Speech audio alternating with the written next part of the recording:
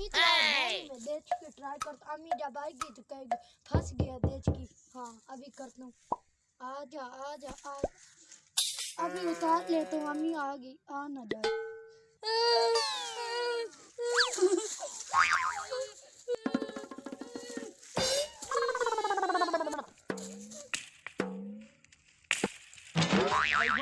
रुक जाओ। क्या हुआ? वो बेचारे बच्चे की सर में देचकी फंस गई। आओ निकाले, कहीं मार भी ना जाए।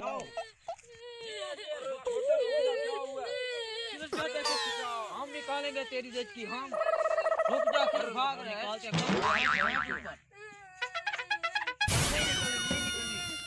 निकली, क्या करें अब? मेरे पास एक आइडिया, चलो इसको ले जाओ। चलो आ जाओ, क्या आइडिया है? आओ आओ आओ, क्या है यार, आ जाओ। यहाँ पर इस गुलेल जैसे दरख्त में इसका सर फंसाएंगे, पीछे से खींचना आसान हो जाए। ये तो आइडिया बड़ा अच्छा था। हाँ ऐसे ही करेंगे, चलो। नहीं छोड़ते यार तेरी गर्दन। उठाओ, चलो उठाओ। खींचो खींचो। क्यों नहीं निकल? छोड़ दो, नहीं निकलती देचकी, मुझे छोड़ दो। चलो ले आओ, जल्दी करो। ये हाल है तो है ना तुम्हें? हाँ ठीक है, चलो इधर से डालो, कंधे पर रखो।